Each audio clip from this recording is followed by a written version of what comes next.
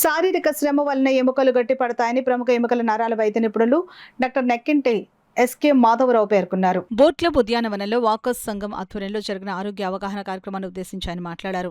శరీరంలోని ఎముకల గట్టిదనానికి సూర్యకిరణాలు మన శరీరాన్ని తాకినట్లయితే విటమిన్ డి లభిస్తుందని అన్నారు.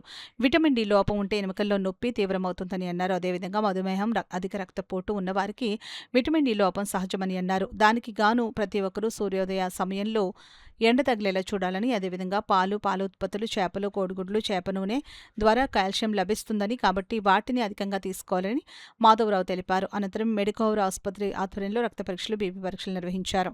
ఈ కార్యక్రమంలో వాకర్స్ సంఘ అధ్యక్షులు అడబాల రత్నప్రసాద్, కార్యదర్శి డాక్టర్ దాసరి శ్రీధర్, ప్రసాద్ నాయుడు, చింతపల్లి సుబ్బారావు, బుద్ధరా సత్యనారాయణరాజు, శ్రీవాణి, కుమారి యాదవ్, పట్టాభి రామారావు, భాస్కర్ రావు, సుభాకర్ తదితరులు పాల్గొన్నారు.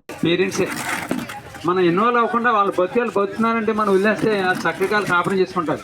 కానీ తల్లుళ్ళు ఫోన్ చేయడం, అస్మాట్లు ఏ కూరండి ఏంటి అవి ఏ కష్టం చెప్పుకుంటే దాన్ని ఈవిడి కథ చేసి కొద్దిగా మట్ట ఎక్కువ పెడుతున్నమాట ఆ కూతురు కాపురం అన్నమాట. అలాగా ఏమంటే ఉద్రేకల పేరు వచ్చేయమంటాం, ఆమె వచ్చేయడం, అలాగే ఏంటంటే డిస్ప్యూట్ పెద్ద అయిపోతున్నట్టు. కానీ ఏంటంటే వాళ్ళు చాలా మనం చూస్తే అబ్జర్వ్ చేస్తే ఎక్కువగా విడాకుల కారణం ఎవరంటే తల్లిదండ్రులు అన్నమాట. ఏంటంటే పిల్లల్ని వాళ్ళని వదిలేయాలి, వాళ్ళ సంవత్సరాలు చూసుకుంటారని వదిలేస్తే ఇటువంటి సమస్యలు ఏవి రావు.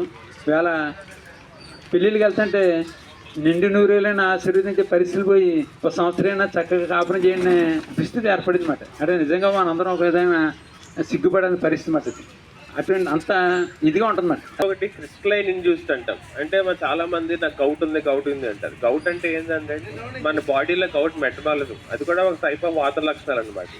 అది సరిగ్గా అవ్వక చిన్న చిన్న జాయింట్స్లో ఉండిపోతుంది. చిన్న జాయింట్స్ అని కాదు, బట్ మల్టిపుల్ జాయింట్స్లో ఉండిపోయి రెడ్ కావడం, అవన్నీ క్రిస్టలైన్ ఇండ్యూస్డ్ అంటాం. ఇది కూడా ఒక టైప్ ఆఫ్ వాతర లక్షణాలు లాంటిది. ఇంకొకటి ఇన్ఫెక్షన్ ఇండ్యూస్డ్ అనమాట, సెప్టిక్ ఆర్థరైటిస్ అంటాం. అది కూడా అంతే, మన జాయింట్లో ఏమన్నా గుర్చుకుని డైరెక్ట్గా ఇన్ఫెక్షన్ అవ్వడం కానీ, లేదంటే బాడీలో వేరే చోట ఎక్కడైనా ఇన్ఫెక్షన్ ఉండి బ్లడ్ రూట్ ద్వారా జాయింట్లోకి వస్తుందంటే దాన్ని కూడా ఒక టైప్ ఆఫ్ ఇన్ఫెక్షన్ అంటాము. బట్ అది కూడా ఒక టైప్ ఆఫ్ ఆర్థరైటిస్ అనమాట.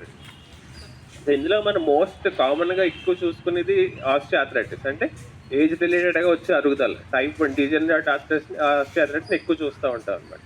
అసలు ఆస్టియోఆర్థరైటిస్ ఎలా స్టార్ట్ అవుతుంది అనుకోవడానికి అసలు నార్మల్ జాయింట్ మెకానిజం ఏంటని తెలుసుకోవాలండి మనం.